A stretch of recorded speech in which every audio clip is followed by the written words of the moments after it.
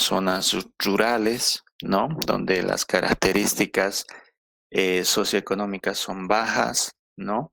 O los servicios sanitarios son deficientes, ¿no? Son casas rústicas, ¿no? Donde hay un montón de maleza, etcétera. ¿Listo? Entonces, ese es el lugar donde viven generalmente los triatomas infestan.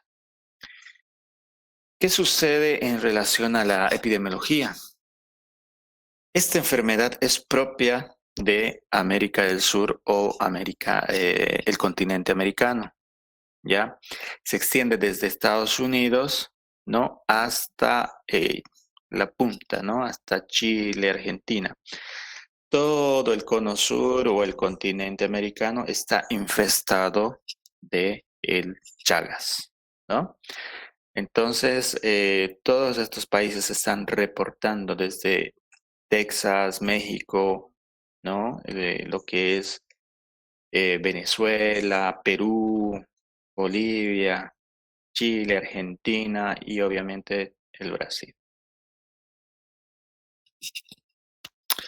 Entonces, aquí algunos datos estadísticos, ¿no? Les decía desde Estados Unidos hasta la Patagonia Argentina.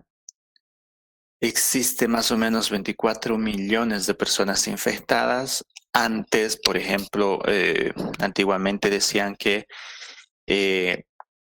mucha gente va viajando, especialmente a Europa, ¿verdad? Hacia España, Italia, etcétera. Y la gente de Sudamérica llevaba la enfermedad allá y allá no sabían qué producía o no sabían de la enfermedad, ¿no? Y por eso los institutos, especialmente de medicina tropical de Francia, estudiaban bastante esta enfermedad, ¿no? En Bolivia, ¿no? Aquí en Bolivia, es el país con mayor prevalencia de Chagas a nivel mundial. O sea, nosotros somos campeones de la prevalencia de Chagas a nivel mundial, ¿no? Entonces, aquí en Bolivia tenemos gran cantidad de pacientes con esta enfermedad. También es importante conocer, ¿no? La cadena epidemiológica que está constituida obviamente por el hombre, los animales, el vector, el triatoma infestan, ¿no? Que todos estos son susceptibles a ser infectados. También pueden producirse las infecciones a través de las transfusiones sanguíneas o la donación de órganos. ¿Listo? Aquí algunos datos estadísticos, ¿no? En 1997, la Organización Mundial de la Salud, ¿no? Ha ayudado bastante para poder disminuir la prevalencia o la incidencia de triatoma infestans o de la enfermedad de Chagas. En 1997 hay una importante interrupción de la transmisión vectorial en Uruguay. Esto ha sido algo muy importante porque Uruguay anteriormente presentaba muchos casos de Chagas, pero en 1997 ha disminuido totalmente la transmisión vectorial, ¿no? Después de 1999, igual Chile ha disminuido bastante su transmisión. El 2000, obviamente, parte de Brasil también. El 2001 en Argentina, especialmente en Jujuy, Río Negro, La Pampa y Neuquén, ¿no? Todo el norte argentino. El 2002 también ha habido disminución, ¿no? De el triatoma infestans en Paraguay.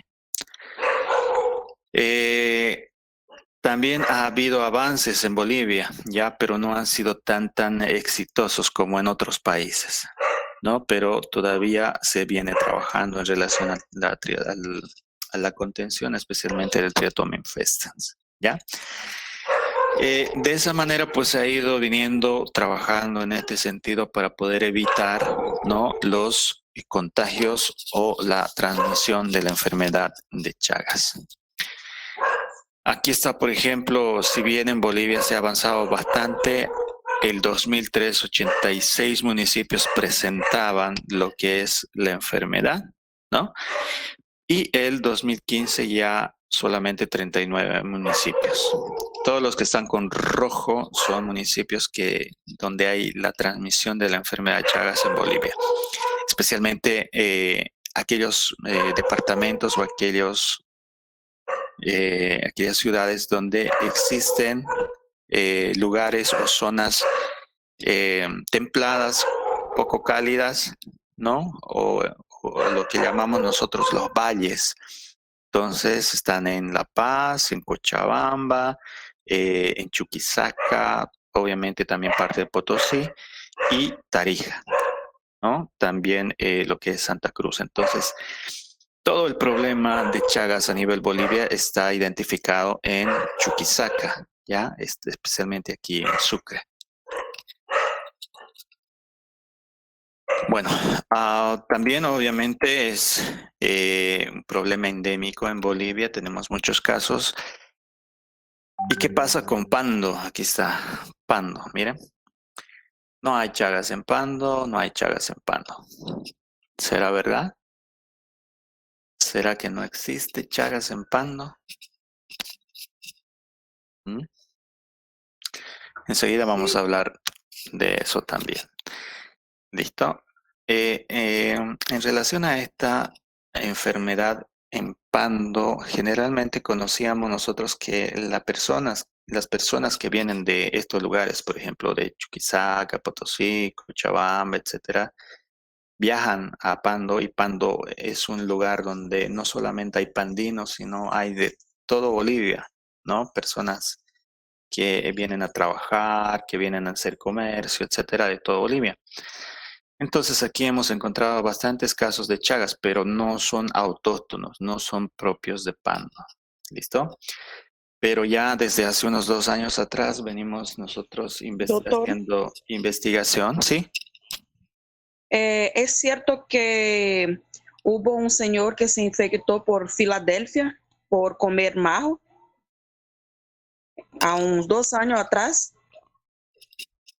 Bien, no tengo yo esa información, pero sí vamos a leer un artículo referido a eso, más o menos. ¿Listo? Pero como les decía, ya desde hace 2 años estamos nosotros investigando, viendo algunos focos de infección que se están presentando. Por ejemplo, el 2019 ya tuvimos un caso en Puerto Rico, en una comunidad de Puerto Rico, una paciente, una mujer embarazada que tuvo su parto normal en un centro de salud y por casualidad se le diagnosticó Chagas. Se buscó a toda su familia, ellos nunca han viajado al interior, nunca han ido a zonas endémicas de Chagas, entonces un caso autóctono de Pando. Esta gestión también tenemos otro caso, otra mujer embarazada, ¿no? De aquí, de Cobija. Ella no ha salido a ningún otro lado, ningún otro departamento, a ningún lado. Por lo tanto, también se considera que este caso es autóctono. ¿Listo? Entonces, también hicimos algunos estudios en relación a la recolección de los triatominos, ¿no? O del Triatoma infestans aquí en Cobija, en Santa Rosa, especialmente por el azaí, pero Doctor, encontramos a los vinchucas y en otro estudio también identificamos que algunas de las vinchucas estaban infectadas con Triatoma infestans. Dígame, doctor, ¿me escucha? le escucho. Eh, Hace alguns meses tenho uma casa em Epitafiolândia. Por duas vezes eu encontrei lo muy semelhante ao transmissor de las Chagas. Pero me fui a vigilância epidemiológica. Lá um senhor foi comparar a amostra que eu levei y es muy difícil identificar porque las especies son altas. Pero eu guardo até hoje essa espécie, né? Muito semelhante ao que você tem mostrado na diapositiva anterior. E por isso creio que deve haver em Pando alguém infectado de origem pandina mesmo. Porque em Epitaciolândia eu encontrei dos. ¿Ya? Bien. Efectivamente existen los barbeiros o los triatomas infestan. Existen. Nosotros hemos identificado y hemos encontrado incluso en barrios céntricos aquí en Cobija. Pero de 70 que habíamos capturado, ¿no? De 70 triatominos que habíamos capturado, uno estaba infectado con el Trypanosoma cruzi. Entonces, la incidencia es muy baja, pero sí existe. Ahora, aquellas personas que ven estos vectores, ¿no? Si pueden capturarlos, perfecto, lo pueden guardar en un vasito, ¿no? Pueden ponerle un poquito de algodón y estos viven bastantes días, ¿ya? Bastantes días viven. Entonces lo pueden traer al Cerespando donde trabajo y ahí podemos hacer una investigación, podemos enviar estos vectores a la ciudad de La Paz también para poder hacer la identificación de qué especie se trata y también ver si está infectados o no. ¿Listo?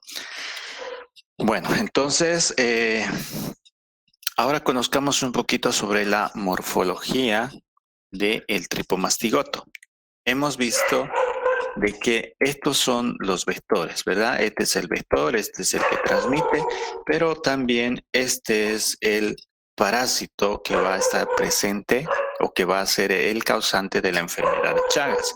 Este parásito en su morfología va a tener estas características. ¿Listo?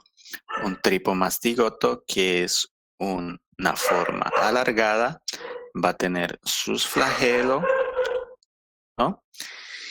Y el amastigote va a ser una forma redondeada. ¿Ya? ¿Ven esto? Tiene una forma redondeada. Pero podemos identificar también otras formas. Por ejemplo, el amastigote hemos dicho que es una forma redondeada, ¿no? Que generalmente esto va a estar en la sangre y dentro de las células. El promastigote, ¿no? Va a tener un cinetoplasto. Este puntito se llama cinetoplasto, ¿ya? Entonces va a tener un cinetoplasto en la parte anterior, ¿no? Este es su núcleo y este es el cuerpo. Entonces va a tener una forma alargada, su cinetoplasto en la parte anterior. El epimastigote va a tener su ya cerca a lo que es el núcleo, ¿no? Pero también aquí ya va a salir su flagelo. ¿Listo? Y el tripomastigote, que este es el que va a ingresar y la forma infectante, ¿no? Pregunta de examen es eso. El tripomastigote tiene su cinetoplasto en la parte posterior donde sale su flagelo. ¿Listo? Entonces, al microscopio nosotros podemos verlo de esta forma. ¿Ya? Este es el tripomastigote, es como un casi espermatozoide, digamos, ¿no? Pero que tiene su membrana ondulante y su flagelo también. ¿Listo? Entonces, la pregunta del examen dirá, ¿cuál es la forma infectante de la enfermedad de Chagas? La forma parasitaria.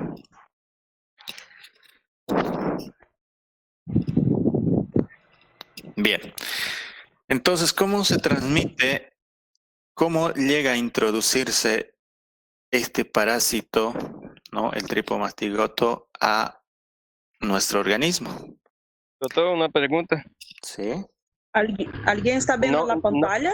El mío no quedó sale. claro. ¿Se Sí, puede estoy volver, mirando la doctor, a explicar pantalla. esta parte? Doctor, por ¿Se ve favor, la pantalla? esta parte. Sí, se ve. Sí, mire. Pero, Miracela, doctora, reinicia tu celular para que se pueda ver tu pantalla. pero doctora, esta parte de la infección, tripo y amastigota, ¿puede repetir, por favor, la forma infectante parasitaria? Ya. Bueno, en relación a la morfología del parásito que va a producir la enfermedad de Chagas, ¿no?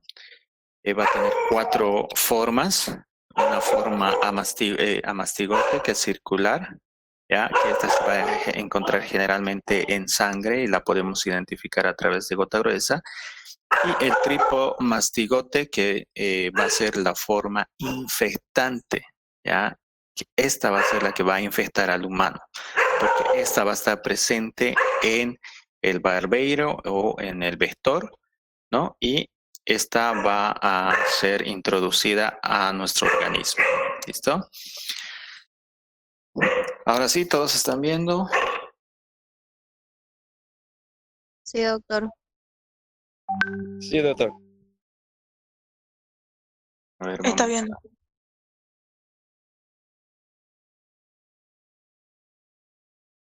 Vamos a admitir a sus compañeros que salieron.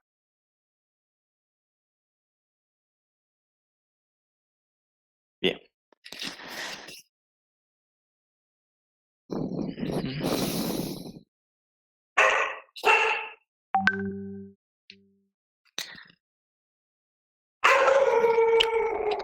Siguen ingresando.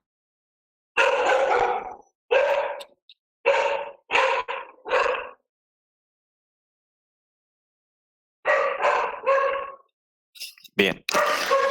Entonces, aquí está las vías de transmisión. ¿Ya?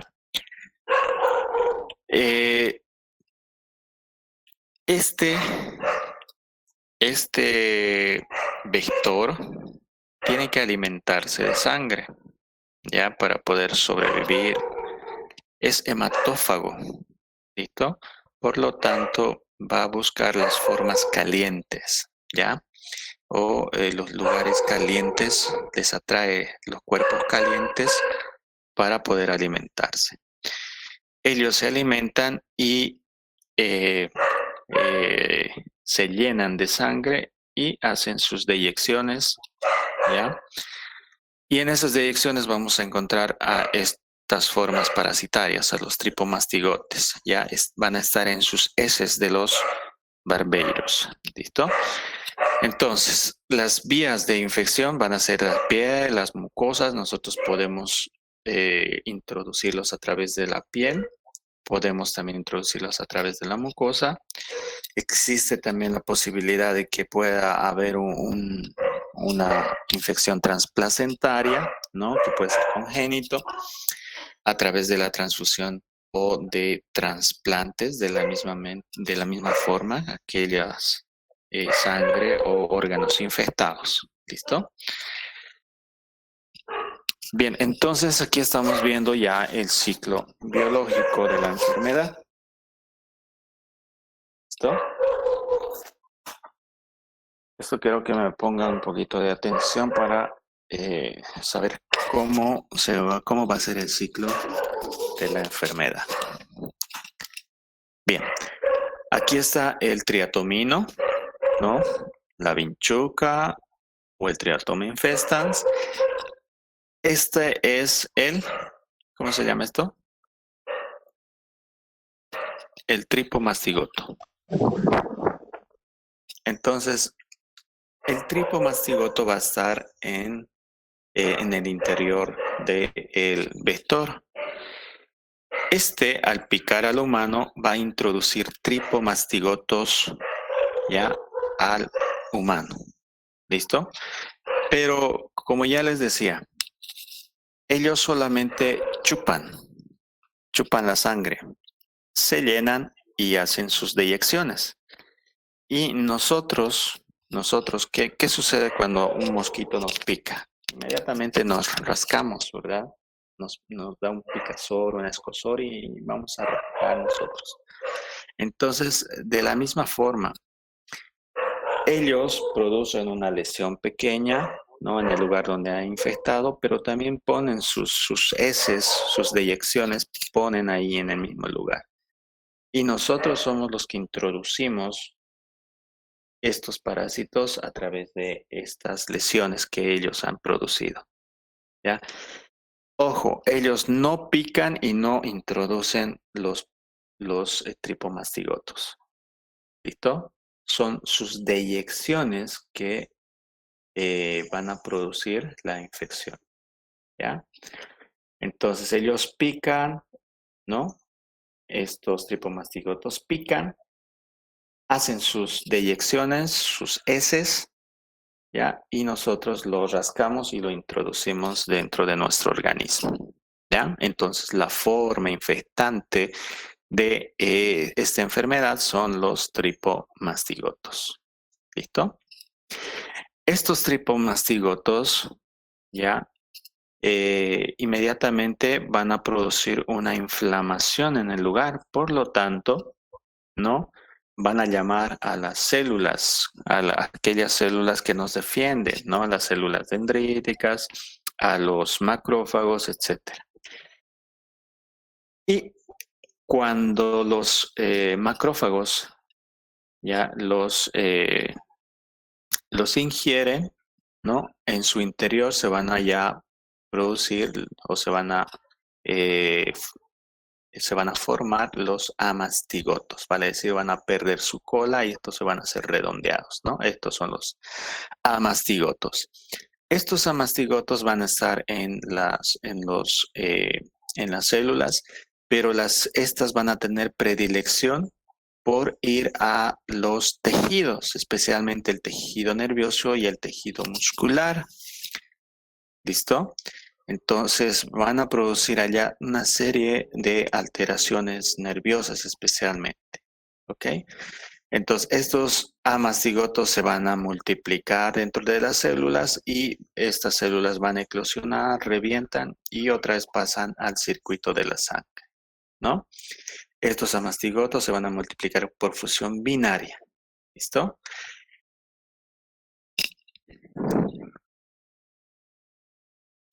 Cuando existe también tripomastigotos en la sangre, estos pueden ir a infectar otro tipo de células también, ¿ya? Cuando infectan, por ejemplo, a las células nerviosas, ¿ya? Y de acuerdo a eso van a manifestarse la clínica, ¿no?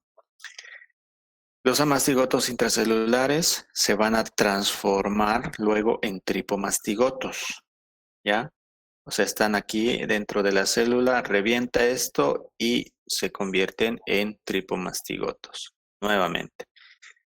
La vinchuca o el barbeiro viene, pica nuevamente al humano y se va a ingerir las formas de tripomastigotos, ¿ya? Se van a infectar, tal vez aquellas que no están infectadas. Entonces, nuevamente en el interior de los barbeiros, ¿no? Se van a convertir en epimastigotos, se van a multiplicar por fisión binaria, se van a producir los tripomastigotos metacíclicos hasta llegar a la forma de tripomastigotos. ¿Listo? Y ese es el ciclo de la enfermedad. Lo más importante es que la forma infectante para el humano es el tripomastigoto. Van a introducirse estos en los macrófagos, ¿no? En algunas células también musculares, nerviosas, etc. Dentro de ellas se van a producir lo que son los amastigotos. Estas se van a convertir posteriormente en tripomastigotos. Y pues nuevamente viene el ciclo de la enfermedad. ¿Listo? Doutor, Sí. La forma infectante para el ser humano es tipo mastigote y para el mosquito también. Sí, sí, es el tripomastigote, ¿ya? Para el mosquito de la misma manera. Bueno, ¿no sería el tripomastigote metacíclico para el hombre y para la pichuca el tripomastigote solo? Porque hay una diferencia ahí, ¿no? Sí, sí, efectivamente, pero estos tripomastigotos, ¿no? Estos tripomastigotos, cuando revienta la célula, nuevamente se va a diseminar por todo el organismo, especialmente en la sangre, ¿no? Donde los barbeiros van a venir y van a picar, ¿ya? Entonces, pican y se introducen los tripomastigotos dentro de la bichuca y hace este ciclo, ¿no? En epimastigotos se van a multiplicar esto, ¿no? Y luego ya se van a convertir en tripomastigotos metacíclicos dentro del intestino del barbeiro hasta producirse ya nuevamente los tripomastigotos, que es la forma infectante para el humano. Aquí, de la misma manera, Doutor, ¿sí? tem uma companheira lá, Bárbara, está tentando ingressar, pero no está conseguindo. ¿Puede la aceptar? ¿Sí?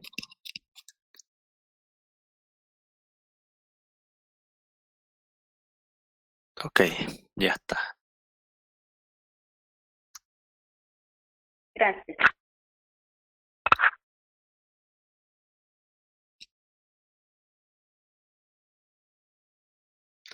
Bueno, de la misma manera, hay este ciclo, un ciclo que se va a realizar dentro del mosquito, perdón, dentro del vector, en este caso el Triatoma cruzi, ¿no? Y otro ciclo que va a ser dentro del humano. Entonces, miren, aquí está más interesante el gráfico, ¿ya? Este vector, ¿no? Va a ingerir los tripomastigotos. ¿Listo? Estos se van a ir formando, se van a ir capacitando, se van a ir reproduciendo, ¿no? Y este proceso se va a realizar dentro de su intestino. Ellos, al ingerir sangre, van a llenar su estómago y van a tener que defecar. Ellos defecan ya a los parásitos, en este caso a los tripomastigotos. Cuando estos barbeiros defecan, nosotros nos rascamos, ¿verdad? Mira, aquí estamos rascando con la uña la piel y estamos introduciendo a nuestro organismo a los tripomastigotos, ¿no? Estos tripomastigotos penetran por las heridas, por las laceraciones, también pueden ingresar por el tubo digestivo, por las mucosas, por la piel, etcétera, donde inmediatamente van a producir una reacción inflamatoria, ¿no? Nuestro organismo va a tratar de defendernos, van a ir en primera instancia los glóbulos blancos, especialmente los macrófagos, y los van a tratar de englobar, los fagocitan, pero no van a poder destruirlo. Inmediatamente estos, con el pasar de las horas, se van a producir, se van a multiplicar dentro de estas células, ¿no? Se van a producir y van a perder su flagelo y se va a poder observar lo que son los amastigotos, ¿no? Estos nuevamente van al ciclo, ya se convierten en tripomastigotos y pueden infectar obviamente al humano o a otros animales, ¿listo? Entonces, esta es la parte importante, que nosotros mismos, ¿no? Introducimos a estos parásitos en nuestro organismo.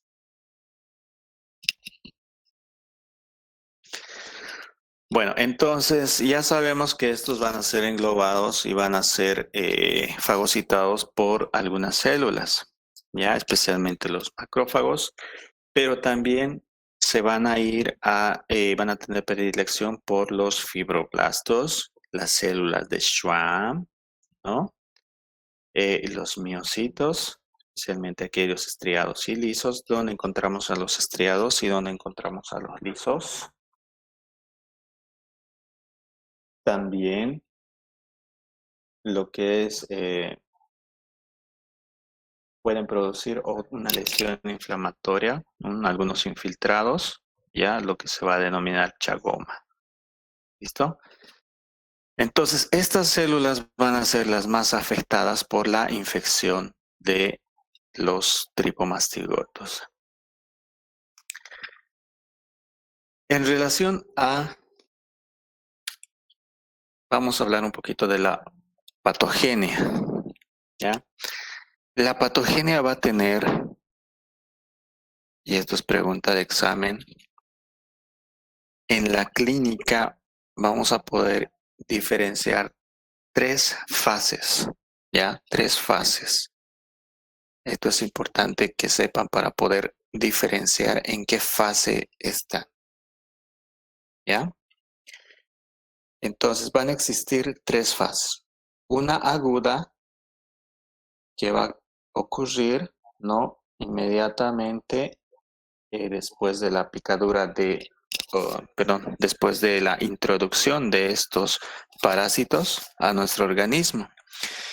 Y ahí va a haber los síntomas clínicos, que van a ser una fiebre, ¿no? Se va a manifestar fiebre. Puede haber también ganglios infartados, ¿ya? O adenopatías, como se llame. Y también algunas veces van a producir lo que es el signo de Romaña, inflamación de los párpados, ¿ya? Inflamación de los párpados. Vamos a recibir a alguno de sus compañeros que quiera empezar.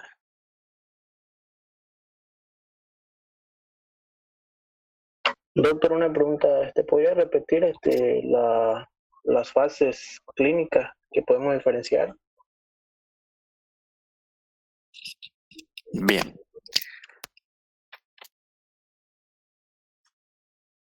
Bueno, entonces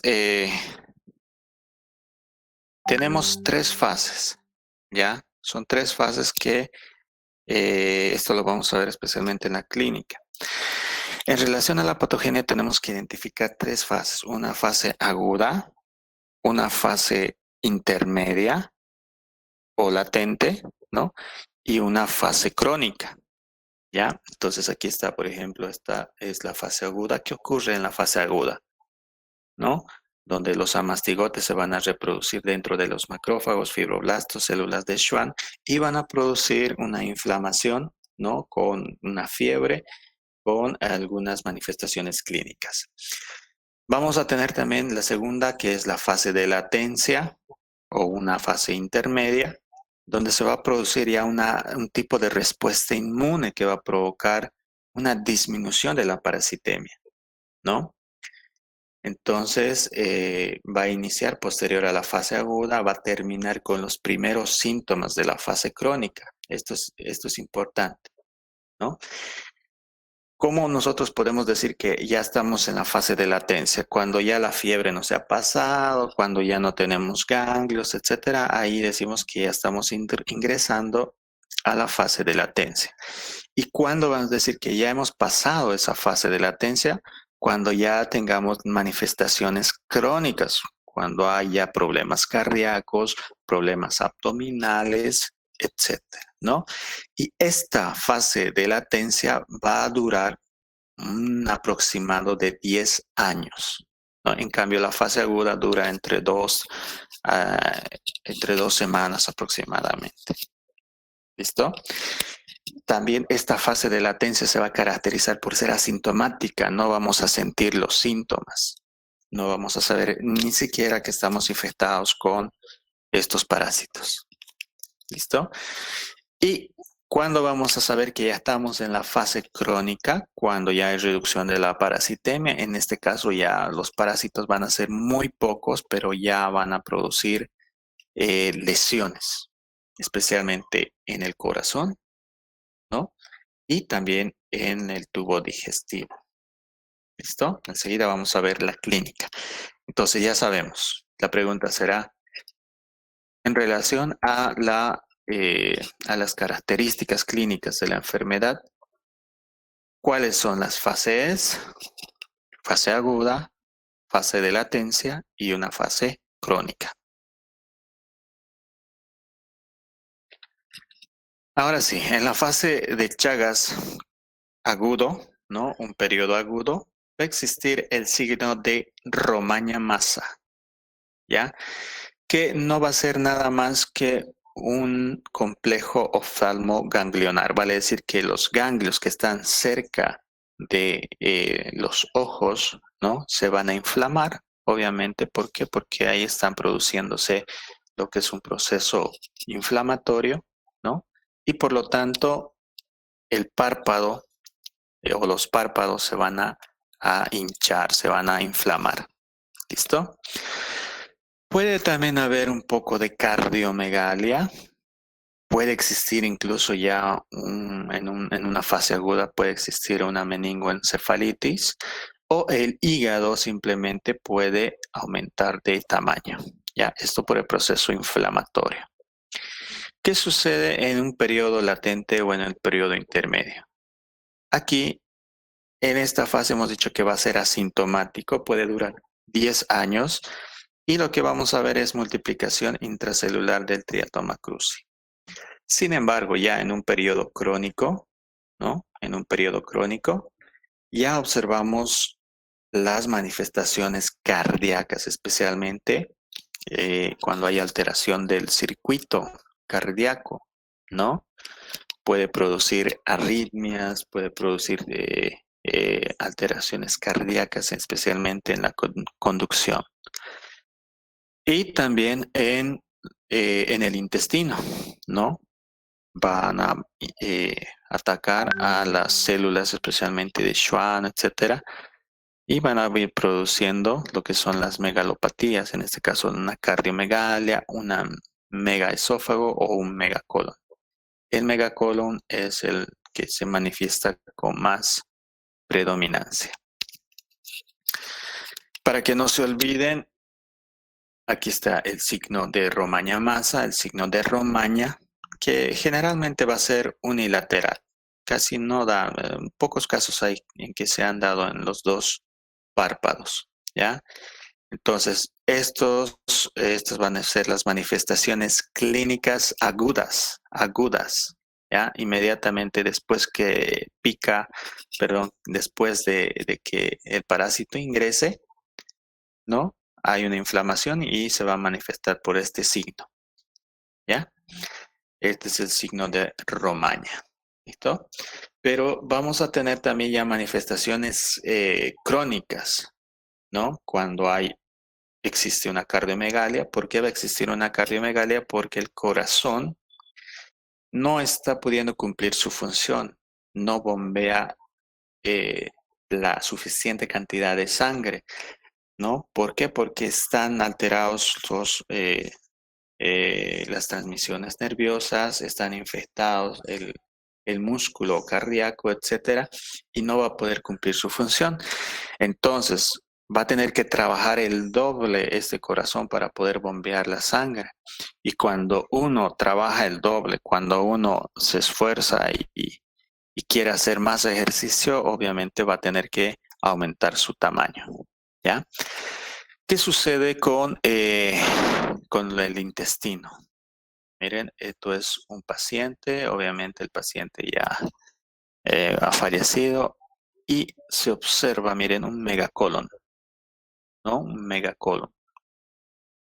Cuando cuando estos parásitos van al intestino, lesionan el tejido nervioso del intestino, ¿no? Esta no tiene la misma contractibilidad que nosotros tenemos, por ejemplo, ¿no? Entonces el paciente se va a empezar a estreñir, no va a tener, no va a poder evacuar sus heces, etcétera. Entonces va a ir aumentando de tamaño, que son sus vísceras. ¿Ok? También el esófago, también por esa lesión que hay a nivel neuronal, ¿no? Van a producir megaesófago. Ahora hablamos un poquito del Chagas congénito también, ¿no? Hemos dicho que las mujeres embarazadas se pueden contagiar de Chagas y estos le pueden pasar a través de la placenta a su hijo, ¿no? Y estos que van a presentar en una primera instancia pueden hacer que estos niños nazcan prematuros. Puede haber tal vez un compromiso del sistema nervioso central, no es tan evidente esto. Los niños con recién nacidos pueden tener hepatoesplenomegalia, pero también pueden tener algún compromiso cardíaco, ¿ya? También en relación a las transfusiones sanguíneas hay que tener mucho cuidado. Siempre se les hace toda una serie de laboratorios para ver si la sangre está limpia, si no tiene ninguna enfermedad, ¿no? ¿Cómo nosotros podemos diagnosticar?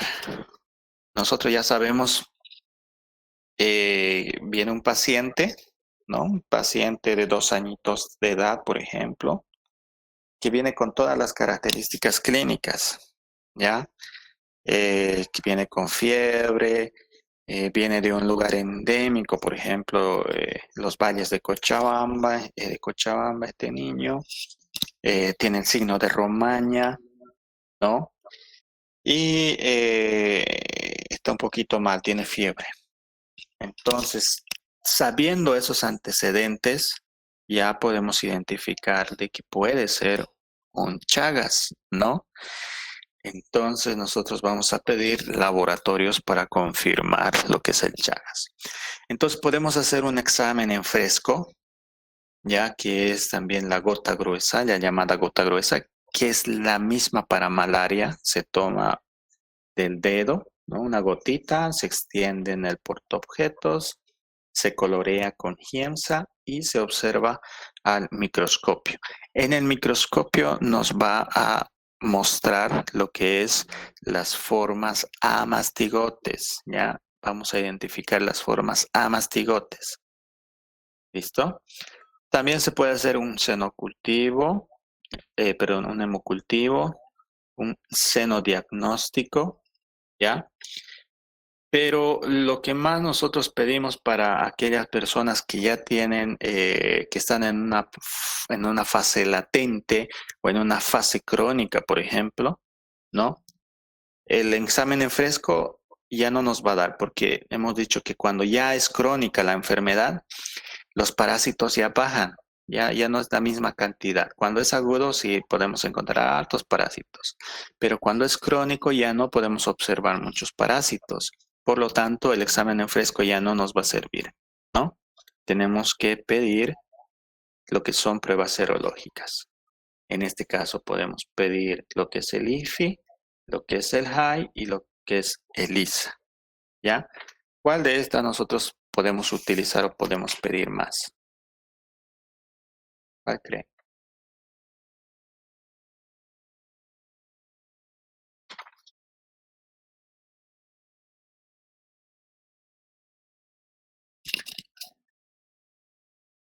Utilizamos más lo que es el ELISA y el HAI, ¿ya? Este HAI también se lo denomina como hemaglutinización indirecta, ¿ya? HAI.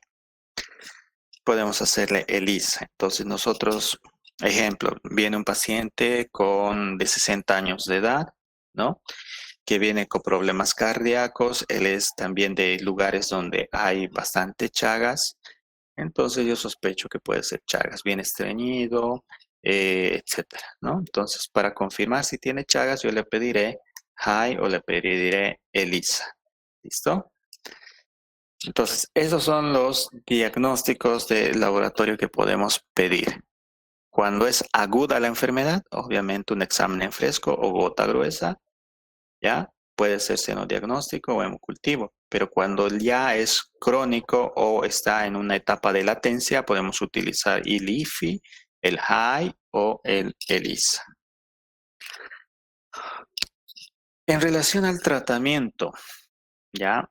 Podemos utilizar dos medicamentos que son utilizados para esta enfermedad. Primero, lo que es el benznidazol, pregunta de examen, y el nifurtimox. ¿Ya? Estos dos medicamentos podemos utilizar. El nifurtimox está contraindicado en el embarazo. Entonces, si no podemos darle nifurtimox, podemos darle benznidazol. Aquí está, por ejemplo, cuando nosotros tenemos una infección congénita, le hemos sacado la gota gruesa a la mamá, ha salido positivo, obviamente que el bebé también tal vez esté contagiado o enfermo, ¿no? Vamos a tener una infección congénita. Entonces le hacemos la prueba al bebé y el bebé también sale como positivo, entonces podemos iniciarle el tratamiento. ¿Ya? Podemos darle benznidazol.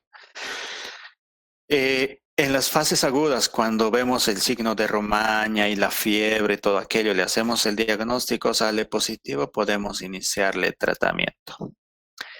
Pero ¿qué sucede cuando hay la fase de latencia? Cuando estamos en fase de latencia y cuando ya estamos en la fase crónica. ¿Ustedes creen que hará el efecto deseado el tratamiento? ¿Qué dicen? Porque el daño en la fase crónica... Creo que no, doctor, porque en la fase crónica usted dijo que la parasitemia ya está muy baja, ¿no? Entonces creo que el tratamiento es para las complicaciones causadas por el parásito, como la cardiomegalia, el megacolo. Creo que sea así. Muy bien, efectivamente. Cuando ya estamos en la fase de latencia o en la fase crónica, hay que pensarlo, hay que valorarlo, ¿no? Se puede dar el tratamiento, sí, pero no vamos a tener un efecto deseado. ¿Listo? Entonces, como su compañera dice, vamos a tener que hacer, por ejemplo, yo qué sé, poner si está alterado el corazón, ¿no? Hay alteración del corazón. Entonces, tal vez ponerle un marcapaso, que es lo más común que se pone para estos pacientes cuando tienen llagas, ¿ya? Marcapasos para que haya una conducción igual en su corazón, ¿no? Pueden hacerle una cirugía también si existe megacolon, etcétera. Entonces ya el tratamiento ya es diferente. El tratamiento ya es dirigido a los órganos dañados. Pero el medicamento casi ya no va a hacer mucho efecto, ¿no? Pero si está en la fase de latencia, a ver, trataremos de darle el tratamiento para que no tenga complicaciones posteriores, ¿ya? Cuando hay infección congénita, podemos darle también nifurtimox o benznidazol. ¿Listo? ¿Cuánto dura un tratamiento? ¿Cuánto dura un tratamiento? En la fase aguda puede durar también entre 30 a 60 días, pero ya en la fase crónica o en la fase de latencia puede durar hasta 90 días. Es largo el tratamiento. Entonces, ¿cuándo nosotros debemos utilizar el tratamiento? Cuando hay Chagas congénito, cuando hay fase aguda, ¿no? En cualquiera sea su naturaleza, incluso en pacientes inmunocomprometidos, ¿no? También cuando hay fase crónica, por ejemplo, en niños, ¿no? Encontramos niños, pero que ya están con fase crónica, ahí podemos darle también a menores de 15 años, ¿ya? Cuando hay accidentes de laboratorio, por ejemplo, yo estoy manipulando y puedo infectarme, entonces puedo hacer tratamiento. Cuando hay trasplante de órganos. En estos casos nos va a ayudar bastante el tratamiento, pero como les digo, cuando ya están en una fase de latencia o una fase crónica, es complicado el tratamiento, ya no tenemos los mismos resultados, ¿no? Y aquí está más claro, miren. No existe recomendación para pacientes mayores de 15 años o adultos, dada la escasa evidencia científica. los niños son los que responden bien al tratamiento, ¿ya? En cambio, ya las personas adultas ya no, casi no responden bien al tratamiento. ¿Listo? El tratamiento se administrará en aquellos pacientes que lo requieran y si el médico acuerda con el tratamiento. Como es un tratamiento largo que va a durar hasta 9 meses aproximadamente, y lo malo es que tienen muchos efectos adversos estos medicamentos, ¿ya?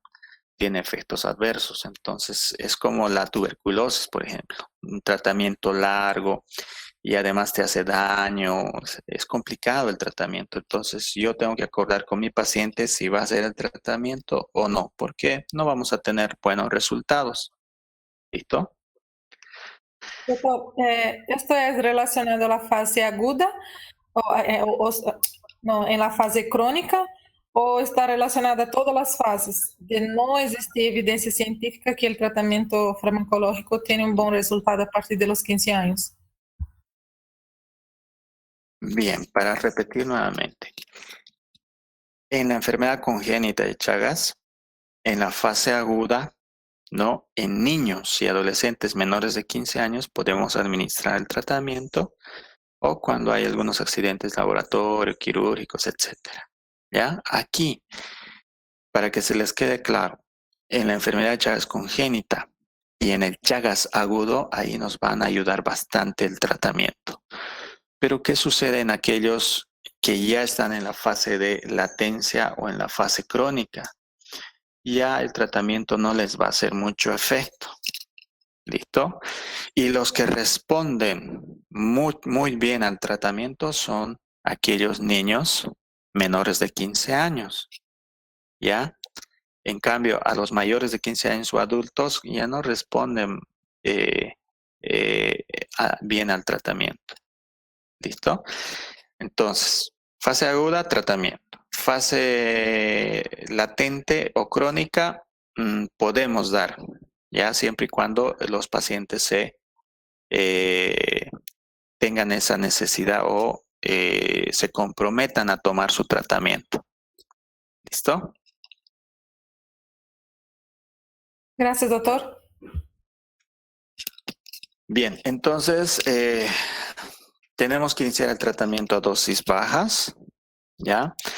Obviamente es igual que la tuberculosis, el tratamiento es largo, tiene que ser supervisado, nosotros tenemos que observar si toma o no toma, ¿no? Tiene muchos efectos adversos, ya les decía, entonces hay que hacer controles para ver si está yendo bien o no, ¿ya? Hacer controles a los 20, 25 días, a los 45 días, etc. Y los pacientes, sobre todo, están prohibidos de beber alcohol. ¿Listo?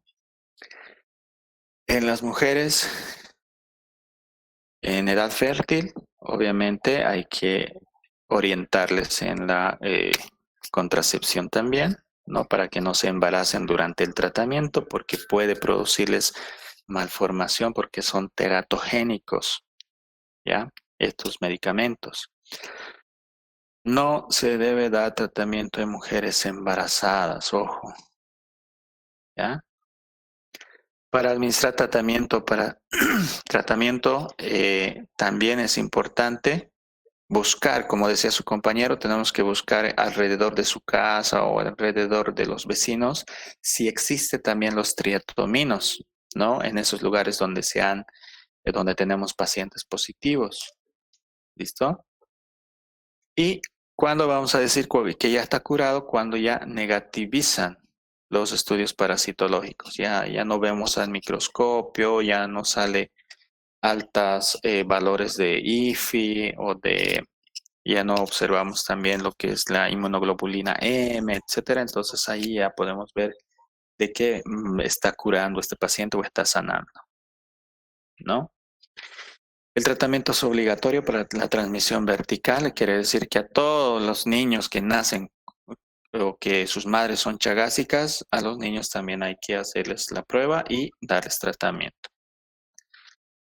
Los medicamentos que utilizamos mucho en América del Sur son benidazol, nifurtimox, ¿ya? Esto generalmente lo produce Brasil y también lo produce Argentina. Aquí están algunas características del tratamiento, ¿no? Este es el benidazol, el nifurtimox, de 5 a 7 miligramos el benidazol, kilogramo día. El nifurtimox de la misma manera, esto generalmente en recién nacidos, 10 miligramos kilo peso. En adultos de la misma manera, 10 miligramos kilo peso, ¿ya? El tiempo de tratamiento es entre 60 y 90 días. ¿Listo? Doutor, Sí. essa medicação ela tem que ser combinada ou pode usar solo um deles? No, esta medicación no es combinada. Uno de ellos podemos utilizar. Puede ser benidazol o puede ser nifurtimox. Já vai depender do paciente, né? Así ou não? es. Así es. Ya. Ujú. Bueno, entonces los controles hay que hacerlos, hemos dicho, puede haber falla terapéutica, etcétera. Entonces, como le dije anteriormente, cuando son niños menores de 15 años, ¿no? Vamos a tener buen resultado, vamos a tratarlos y vamos a curarlos. Pero si son mayores de 15 años o cuando estén en la fase crónica o en latente, ya el tratamiento es casi nulo, ya casi no hay resultados. Entonces, tomar 9 meses de tratamiento sabiendo que no va a haber ningún resultado en tu organismo, entonces es un poco complicado, pero hay que intentarlo para evitar esas consecuencias futuras, ¿no? Aquí están algunos datos en relación a los tratamientos. Por ejemplo, el benidazol y el nifurtimox, ¿no? Ellos anulan al parásito, lo eliminan al parásito y también pueden anular los signos y síntomas de la enfermedad. Su eficacia está entre el 60 y el 85%, ¿no? Entonces hay la probabilidad del 60 al 85% que yo recupere, ¿no? Me pueda sanar consumiendo o tomando esta medicación, ¿no? No existen en la actualidad formas pediátricas, ya lo que se puede utilizar es cualquiera de estos dos, especialmente el nifurtimox. Ahora, les decía, no es tan agradable tomar este tratamiento. ¿Por qué? Porque tiene bastantes efectos adversos, ¿ya?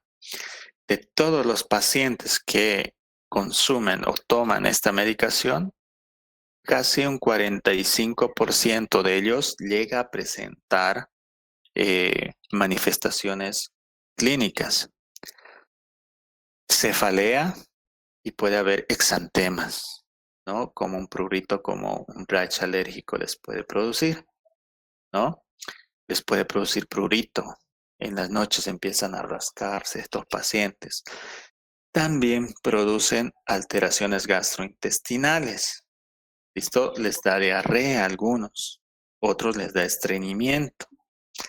Puede darles fiebre también, puede alterar a los glóbulos blancos, ¿no? Dándoles una leucopenia, o puede también producirles una neuropatía periférica, ¿no? Los calambres, etcétera.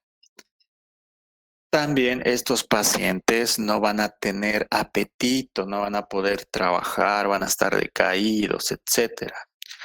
Pueden producirse irritabilidad o insomnio. Estos pacientes no van a poder estar tranquilos, no van a poder dormir. Y se ha visto también que puede producir hepatitis, ¿no? Una hepatitis tóxica o hepatitis medicamentosa. Entonces, como verán, muchas personas son las que van a presentar las manifestaciones clínicas al tratamiento del Chagas. Doutor, una pregunta. Pero en la fase aguda, ¿hay cura si uno hace bien el tratamiento o no? Hemos indicado de que en la fase aguda sí, vamos a darles tratamiento, ya sea adulto, niño, mayor de 15 años, etc. Entonces va a ir bien. Ya en una fase aguda, sí. Puede llegar entre el 60 al 85% de curación. Eso no va a decir que todos van a terminar, ¿ya? Es lo mismo con la leishmaniasis, por ejemplo. Cuando iniciamos tratamiento de la leishmaniasis con glucantime, entre el 60 y el 70% de ellos van a curarse, pero el otro no va a seguir, va a haber otra recidiva. Y lo mismo pasa con este medicamento, con el tratamiento del Chagas, ¿ya? Pero hemos dicho que los niños van a ser los que más se van a curar en relación a los adultos. ¿Listo? Cuando tenemos recién nacidos, por ejemplo, con Chagas, ¿no?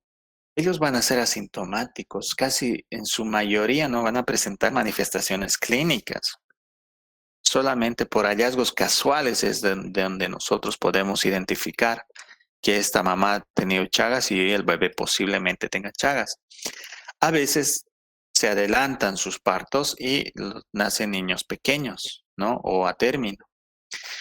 Pero también hay que descartar este tipo de enfermedades, ¿no? Por ejemplo, el síndrome del Torch, el famoso síndrome del Torch, ustedes llevan en pediatría, ¿no ve? Lo que es toxoplasmosis, rubiola, Chagas, lo que es ¿cómo se llama? Sífilis, etc. Hay que descartar, ¿no? Los hepatosplenomegalia puede haber en algunos niños, también en el Chagas puede haber ictericia, lo mismo en el Chagas, puede haber anemia, neumonía, compromiso del sistema nervioso central, puede haber también alteraciones cardíacas con el Chagas o en este síndrome también. ¿Listo? Ahí está, por ejemplo, estos son cortes histológicos de la placenta, ¿no? Entonces hay infiltrados, miren. Ahí están los parásitos. Hay infiltración de parásitos, ¿no? Aquí ya los podemos observar con más claridad dentro de las células. Ahí están los parásitos. Y estos no son las formas flagelares o el tripomastigoto. Estos son los amastigotos porque son redondos. ¿Listo? Aquí está, por ejemplo, los linfocitos. Cuando un linfocito, ¿no? Está alrededor del linfocito, los amastigotes, ¿no? Miren, son bien bonitos como unos anillos, ¿ya? Eso se puede identificar.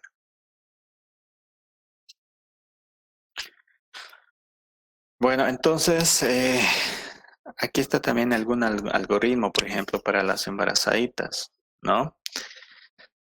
Tenemos una sospechosa, se le hace investigación al recién nacido, ¿no? Se le puede hacer algunos estudios parasitológicos, en este caso la gota gruesa. Si sale positivo, damos tratamiento. Si sale negativo, tenemos que seguir haciendo todavía estudios, ¿no? Por ejemplo, se le hace el HAI o el ELISA. Si sale positivo a esto, se le hace tratamiento, o si sale negativo, pues ya solo hacemos seguimiento nada más, ¿no?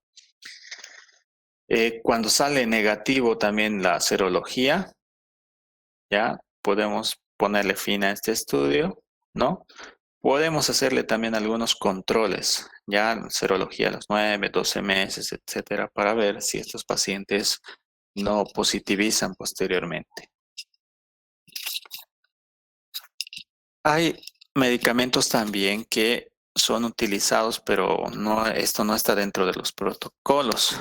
Por ejemplo, el aropurinol, itraconazol, posaconazol, la butiomina, etcétera, son medicamentos que pueden inhibir, ¿no? A los parásitos, ¿no? Al Trypanosoma cruzi. ¿Listo? Obviamente los que más se utilizan son el nifurtimox y el benznidazol. Y esta va a ser la pregunta de examen y les aseguro que va a entrar. ¿Cuál es el mecanismo de acción del nifurtimox y del benznidazol, el nifurtimox va a hacer que se produzcan radicales libres, ¿no? En este caso el superóxido, el peróxido de hidrógeno, etcétera, para poder eliminar a los parásitos. Y el benznidazol va a inhibir la síntesis de proteínas y la cadena respiratoria del parásito. Entonces, este es el mecanismo de acción que es importante saberlo. Nifurtimox, liberación de radicales libres para eliminar al parásito, y benznidazol inhibe la síntesis de proteína y la cadena respiratoria. ¿Listo? Ya tienen un punto a su favor. ¿De acuerdo?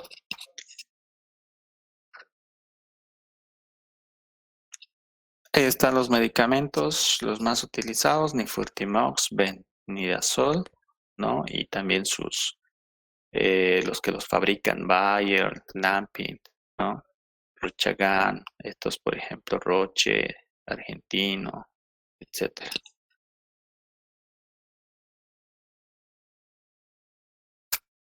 Bueno, yo creo que ya está. Aquí, por ejemplo, las reacciones adversas nuevamente, erupción cutánea, lo que les decía, ese rash que les van a producir, no van a poder dormir en la noche por rascarse, trastornos digestivos, náuseas, vómitos, diarrea, distensión abdominal, puede producir fiebre, ¿no? Juntamente con artralgias, mialgia hepativa, ¿no? Cefalea, anorexia, irritabilidad. Entonces, como verán, no es bonito recibir el tratamiento para el Chagas. Por eso es importante que todos los pacientes se les oriente. No, nosotros como médicos tenemos que orientar a los pacientes. Señor, usted tiene Chagas, el tratamiento es este, pero también puede presentar estas reacciones adversas. ¿Está de acuerdo en recibir el tratamiento? Sí. Entonces, firme aquí. ¿Ya? Entonces, hay que recomendarle siempre, porque a veces cuando no recomendamos y le damos el tratamiento, tómese esto, punto. Y cuando el paciente inicia el tratamiento y tiene reacciones adversas, nunca más va a querer recibir el tratamiento. Sí. Este es son los únicos fármacos de elección para el tratamiento de Chagas. Sí, efectivamente, la Organización Mundial de la Salud ha recomendado el uso de estos dos medicamentos, ¿ya? De estos dos medicamentos. Ahora, no sé el protocolo del Brasil, si alguien pueda facilitarme o buscar tal vez el protocolo de tratamiento de Chagas, ahí podemos ver tal vez alguna diferencia, pero en Bolivia se maneja solamente nifurtimox y benznidazol.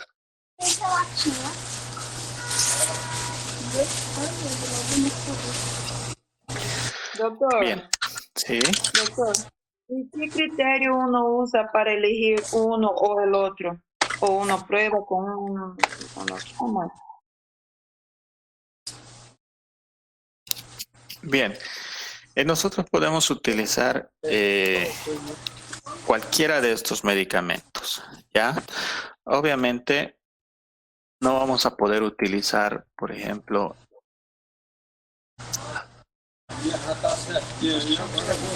Vai. ¿qué es eso? Ilya, teu micrófono. Por ejemplo, cuando yo me encuentro con pacientes embarazadas, no voy a poder utilizar el nifurtimox. ¿Listo?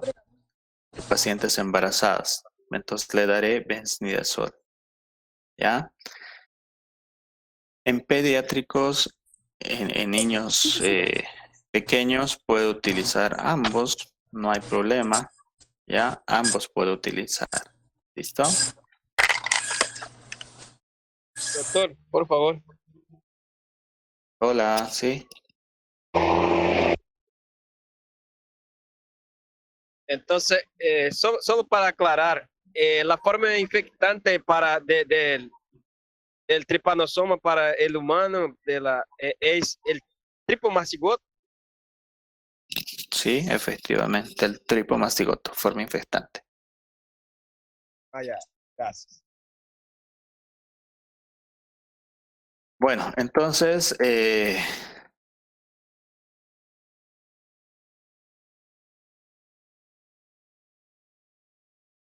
para terminar ya el control, ¿cómo lo hacemos nosotros el control? Obviamente hay que ir a fumigar, hay que rociar, ¿no? Hay que darles condiciones a las personas para que vivan, ¿no? Con por lo menos una casa aceptable, porque si no vamos a tener el mismo problema de siempre.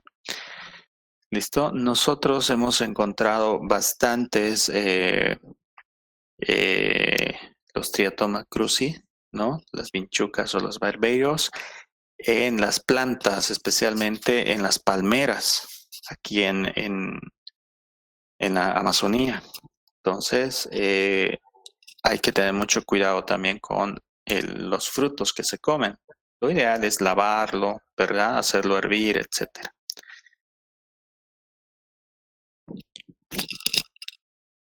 Espero que aprueben su examen. Ahí está indicando la forma infectante, ¿verdad? El tripomastigoto. Bien. 3:11.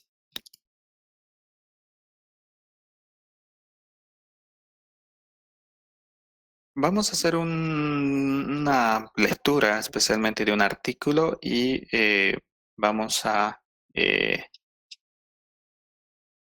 ver así al azar a las personas quienes puedan, vamos a preguntarle acerca de este artículo, ¿listo? Ahora enseguida les muestro el artículo.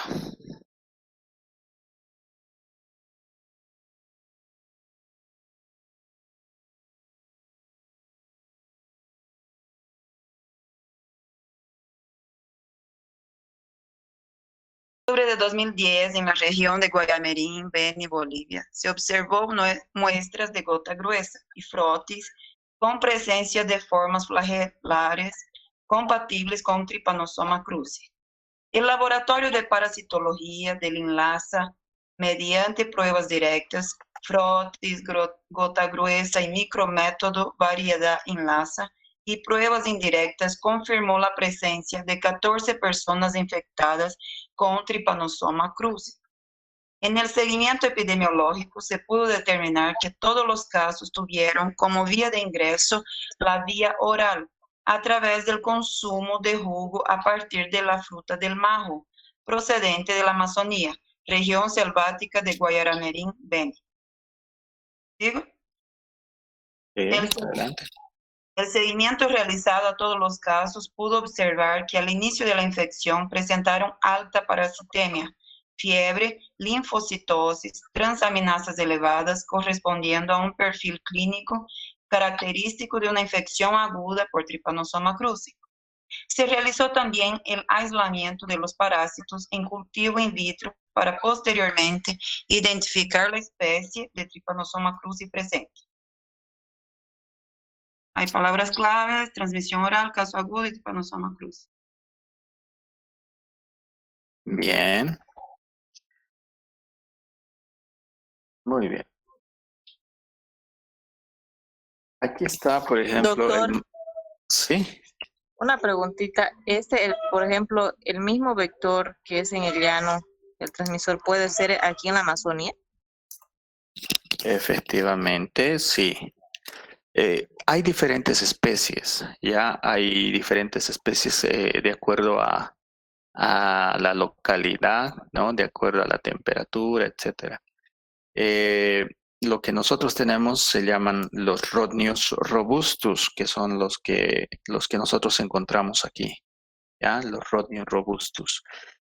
Pero también hay Pastrongilius, que también es común, ¿ya? Son sus nombres científicos, pero existen y están presentes especialmente en la Amazonía, ¿ya? Aquí está Guayaramerín, las personas tal vez que no conozcan, es un lugar fronterizo, colinda o tiene relación con Rondoña, ya con Guajaramerín. Entonces es frontera también, es igual. Aquí está Pando y aquí está Guayara. ¿Listo? Entonces es zona amazónica. Todo lo que estamos nosotros es zona amazónica, por lo tanto existe la posibilidad de que nosotros podamos infectarnos a través del consumo de alimentos. ¿Ya? Ahora bien, ¿alguien me lo puede leer esta parte rapidito? Doctor, solo leo todo lo que es introducción, ¿verdad? Sí, introducción, por favor.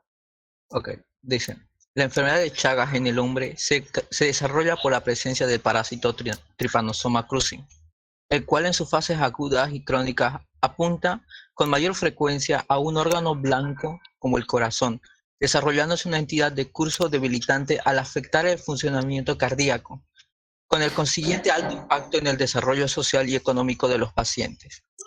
Se denomina una enfermedad silenciosa porque la mayoría de las personas no se dan cuenta de que están infectadas por el parásito hasta altas horas de la vida. Sin embargo, menos del 10% de los pacientes presentan sintomatología en fase aguda de la enfermedad.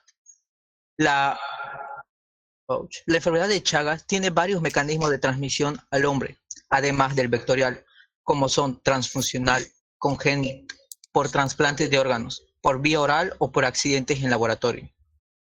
En fase aguda, los principales síntomas son fiebre, hepato y esplenomegalia, linfocitosis y otros.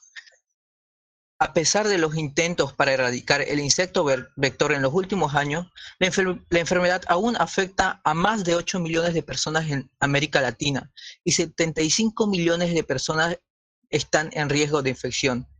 En Bolivia se reconocen las formas de transmisión vectorial, que sería de un 30 a un 50%, congénito de 1 al 7% y transfuncional del 1 al 5%. Hasta la fecha no se había reportado ningún caso de transmisión por vía oral en Bolivia, siendo que en la región de Paraíba, Brasil, se reportó en 1991 un brote por vía oral por ingesta de jugo de caña de azúcar. En Venezuela se reporta en 2007 un brote de Chagas agudo por vía oral en una escuela de Chacao, Caracas, por consumo de guava. En la Amazonía del Perú, entre 2006 y 2009, se reportan 7 casos de Chagas agudo. En Bolivia, hasta la fecha, el Programa Nacional de Chagas reconoce 6 departamentos endémicos, no considerando a Beni, Pando y Oruro. En la enfermedad de Chagas, en su fase aguda, se encuentra presencia de parásitos circulantes y escasa o ninguna presencia de inmunoglobulinas. En la fase crónica de la enfermedad se puede observar presencia de inmunoglobulinas y ausencia de escasos parásitos en la circulación. Esta es la característica de considerar para la evaluación de casos agudos en laboratorio. En el municipio de Guayaramerín, ubicado en el departamento del Beni, al norte de Bolivia y frontera con la República del Brasil, se encuentra en el margen izquierdo del río Mamoré, con una población de 40.444 habitantes y con una temperatura promedio de 30 grados. La principal actividad económica es la agricultura, ganadería y el comercio. El elemento inicial para la identificación del brote de Chagas oral producido en octubre de 2010 fue la observación de formas flagelares en muestras capilares obtenidas de personas con sospecha de malaria por la presencia de síndrome febril. La región de Guayaramerín es endémica para malaria, pero nunca se reportó un caso autóctono de Chagas en humanos. Se observaron 14 muestras que fueron remitidas al laboratorio de parasitología de INLASA de la ciudad de La Paz para la confirmación de la presencia de formas aparentemente parasitarias.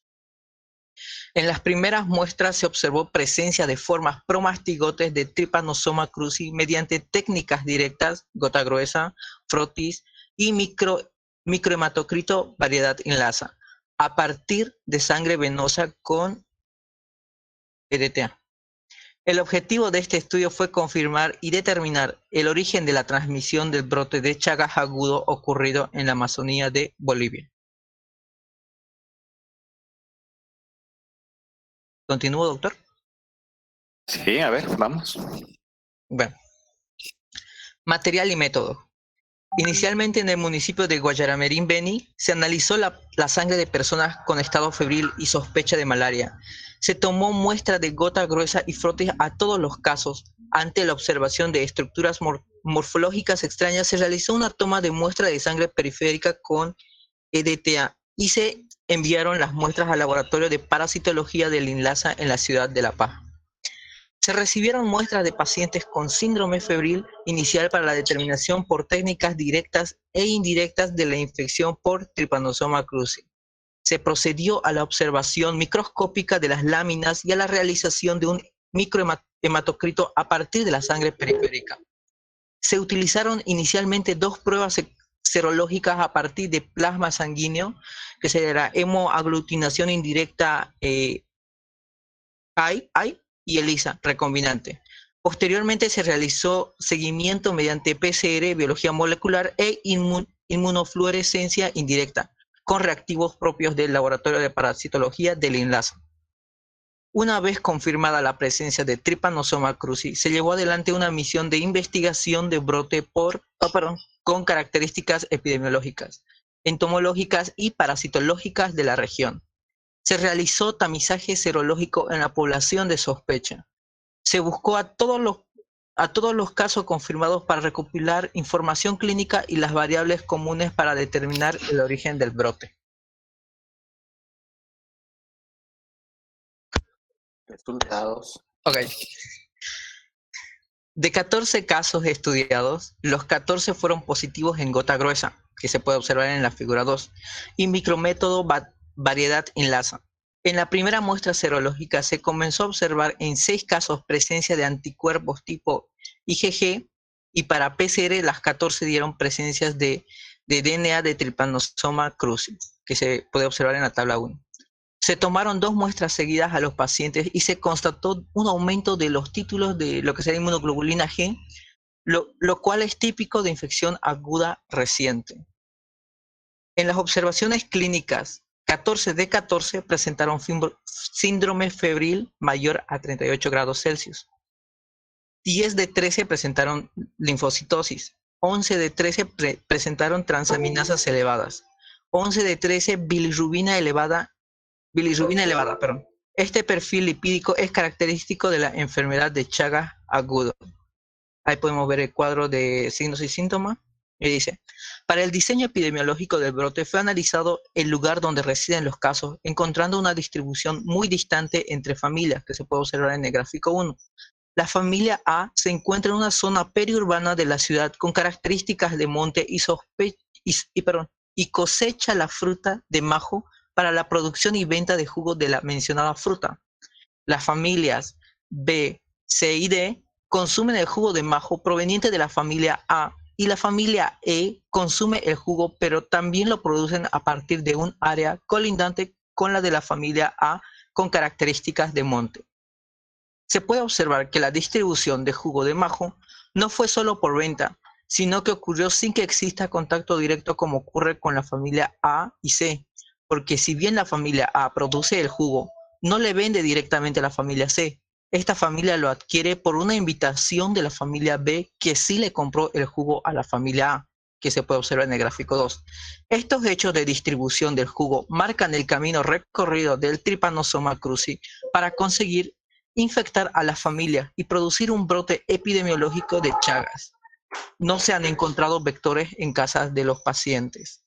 Y podemos ir observando más abajo todo lo que serían los gráficos.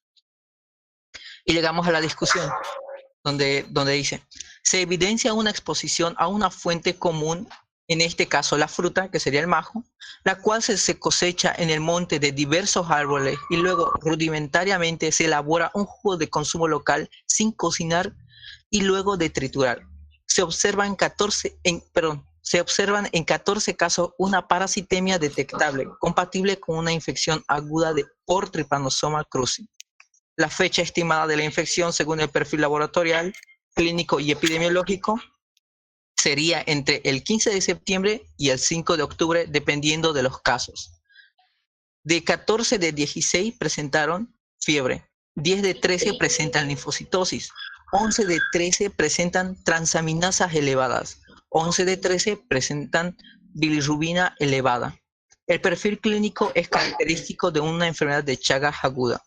En la serología realizada se observan 14 casos con presencia de anticuerpos contra Trypanosoma cruzi, lo que muestra el inicio de la fase crónica de la enfermedad de Chagas.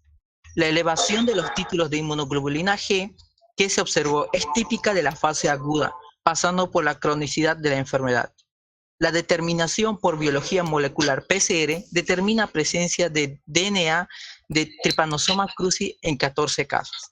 Se puede considerar a la enfermedad de Chagas como una enfermedad infecciosa parasitaria emergente en el municipio de Guayaramerín, debido a cambios ecológicos, desplazamientos humanos al área selvática y adaptación del vector. Este brote localizado representa el primer reporte de transmisión de Chagas agudo por vía oral. Y después Muy vienen bien. los efectos. Muy bien. Como han visto, es un artículo, ¿no?, que se ha publicado, pero este artículo ya es bastante viejito, ¿no? Esto pasó en el brote ocurrido el 2010 y lo han publicado esto el 2011, ¿ya? Entonces, como verán, existe la transmisión oral, que si bien nosotros no lo hemos descrito en la presentación, porque había transmisión congénita, transmisión a través de sangre, etcétera, pero existe la transmisión oral, que es la más común en nuestro medio. ¿Listo? Entonces, con este artículo podemos identificar de que existe la transmisión oral, pero también existe el riesgo de ingerir a los parásitos, ¿no? ¿Qué sucede? O sea, esto nosotros lo hemos visto y lo hemos analizado, pero gracias a Dios también pude hablar con las personas que participaron en la investigación ese año. Y como ustedes han visto, Guayara es un lugar donde existe bastante malaria, ¿no? Entonces los pacientes vinieron, estos pacientes que han sido infectados, ¿no? Primero vino un paciente con fiebre, malestar, todo aquello. Y lo que es más común es malaria, entonces piensa en malaria. Le sacaron la gota gruesa, lo llevaron al laboratorio, identificaron y vieron unas formas diferentes al parásito de la malaria. Ellos, los técnicos, dijeron, pero esto no es malaria, pero se parece y es otra. Los amastigotes del Trypanosoma cruzi son un poco más grandes que los amastigotes de la malaria. Entonces, ellos han identificado esa situación y se han confundido totalmente porque no era malaria, era otra cosa, pero no sabían qué. Así que enviaron las muestras a La Paz, al INLASA, y en el INLASA ya identificaron que era Chagas y vinieron a hacer este estudio a Guayara. ¿Listo? Entonces, es una experiencia más que se tiene en relación a los brotes epidemiológicos y también a la transmisión del Chagas vía oral, ¿no? Lo mismo ha sucedido el año pasado con una provincia aquí en cerca, ¿no?, de Río Branco, con estos 23 o 25, no me acuerdo bien, casos positivos de Chagas agudo también, que se ha producido por el consumo del açaí. ¿Listo? Bien, algunas puntuaciones para este artículo. Se trataba de un Chagas agudo, ¿ya? Se trata de un Chagas agudo. Son 14 pacientes que han presentado las manifestaciones clínicas. La mayoría de ellos ha presentado lo que es fiebre, ¿no? Algunas alteraciones también en el hígado. Obviamente, tal vez ese hígado ha estado un poquito grande, un poquito crecido, ¿no? Y que pues a todos estos tenemos que darles tratamiento. Hemos indicado, si le damos tratamiento en etapas agudas, es posible de que puedan sanarse estos pacientes. Entonces, a los 14 hay que iniciarles el tratamiento. ¿Listo? Uno de estos 14 se ha complicado, uno ha llegado a terapia intensiva, ¿ya? Por las manifestaciones clínicas que presentaba. Listo, ha tenido alteraciones cardíacas, etcétera. Entonces, pero posterior a eso ya se le ha iniciado el tratamiento para Chagas. Muy bien. ¿Alguna pregunta? ¿Algo que les haya parecido acerca de este artículo? Yo, doctor, Doutor, Adelante. uma pergunta. Se o estudo é feito com 14 pessoas em fase aguda, o tipo de anticorpo IgG não seria na fase crônica? Não seria o contrário? Não seria IgM? Buena pregunta. ¿Qué dicen ustedes? Doctor, en el artículo dice que ya hay algunos que ya están pasando a lo que sería la fase crónica. Justamente por eso menciona del IgG. Cuando lo leí, dice claramente cuando ya está entrando a fase crónica. Bien. Pero la fase crônica não é depois da fase de latência, e a fase de latência pode demorar hasta 10 anos? Também não compreendi essa parte. debe ser porque el IgG se presenta creo que después de unos 14 días, nomás en la mayoría de las infecciones, o sea, no demora mucho en aparecer, ¿no? Bien. ¿Qué dicen? ¿Qué dicen los demás? Bueno, yo entendí que la fase crónica no tienen síntomas, pero cuando el paciente llega a una cardiomegalia y cuando va a averiguar es por el Chagas. Eso yo entendí, porque a veces pasa 10, 20 años para que, dependiendo creo que del sistema inmunológico también del paciente. Bien. Hay un poco de contradicción en el artículo, ¿verdad? Estamos hablando de un Chagas agudo, ¿ya? Un Chagas agudo que han presentado manifestaciones clínicas estos pacientes, ¿no? Han tenido fiebre, han tenido malestar y todos, casi los 14 han tenido manifestaciones clínicas.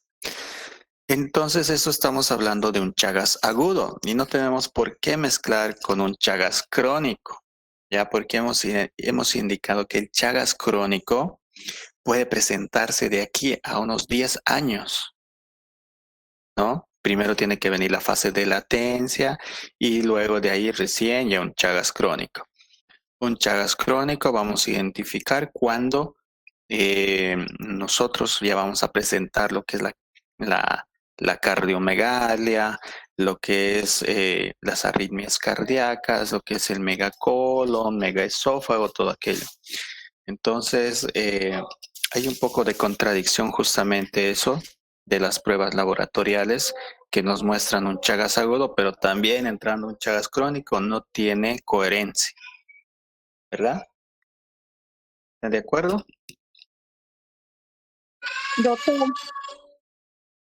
Doutor, mas Sí. por que teve de IgG por causa que entrou na fase aguda e entrou na fase crônica? Hola. Essa No. parte eu não compreendi muito. No comprendí eso, sí. No comprendí eso. A ver, ¿puedes repetirlo, por favor? Eu não entendi sobre assim, porque habla que a elevação de IgG, não? Aí depois passa de uma fase aguda para uma fase crônica. Ya.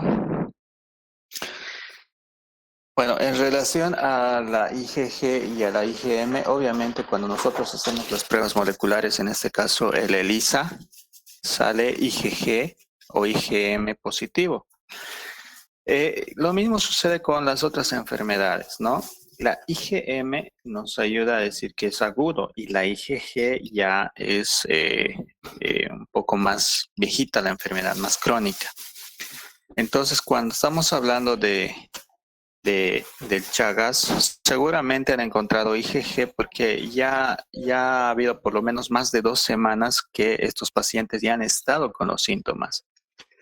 Si nosotros le sacamos la prueba hasta los 5 días o hasta los máximo 10 días, entonces vamos a encontrar IgM. Pero a partir de las 2 semanas ya encontramos IgG. Entonces seguramente han encontrado IgG, por eso y lo han descrito como forma aguda. Aguda es dentro de los primeros 2 semanas. ¿Ya? Latente es a partir de que ya hayan pasado los síntomas agudos. A partir de las 2 semanas hasta los 10 años o 15 años puede ser la forma latente. Y una fase crónica obviamente ya es cuando ya hay manifestaciones graves, ¿verdad? Entonces eso por favor no confundan, ¿ya? Doutor, poderia ser, não sei se tinha como ocorrer isso, pero poderia ser porque o paciente tinha outra infecção e por isso salió IgG? No, todos estos pacientes han sido diagnosticados con Chagas, no tenían otro tipo de patología, a menos que sea de base, pero no infecciosa, ¿ya? Entonces, no hay otra patología que esté acompañando al cuadro clínico.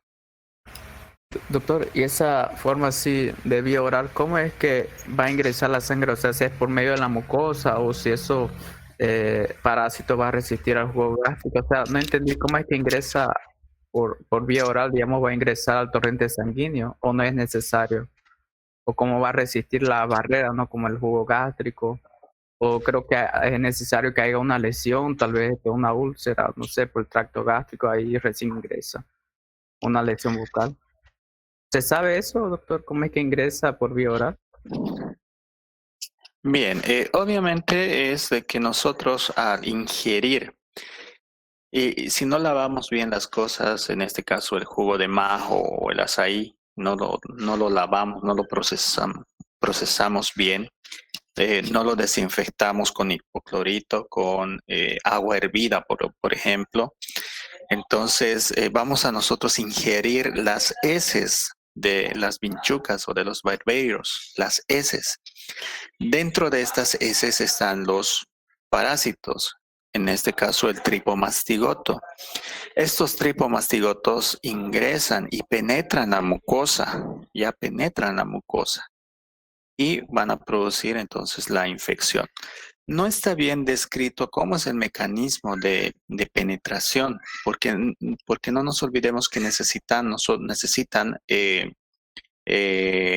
como los virus, por ejemplo, necesitan algunos receptores de membrana y todo aquello. Entonces, estos parásitos también necesitan de algunos mecanismos para poder ingresar, pero no está bien descrito lo que es la transmisión oral o digestiva en este caso, ¿no? Pero obviamente al consumir estos alimentos contaminados con los tripomastigotes, obviamente van a penetrar la mucosa gástrica, incluso la mucosa oral, también la mucosa conjuntival también se ha visto de que pueden penetrar, ¿no? ¿Algo más? Doutor. Vamos. Doutor. Adelante. O conceito de agudo e crônico é a diferença entre 2 pontos. É como se fosse uma média. E dentro do conceito de média, entre 2 pontos, pode acontecer muitas coisas. E nesse caso específico do artigo, nós vemos manifestações hepáticas. E o conceito de crônico, ele se refere a manifestações hepáticas, cardíacas, digestivas. E nesse caso em específico, poderia, eu acredito, apresentar as imunoglobulinas G, porque há manifestações hepáticas, né? Então, eu penso que poderia ser por isso, por esse motivo, de ser casos particulares, né? Do conceito de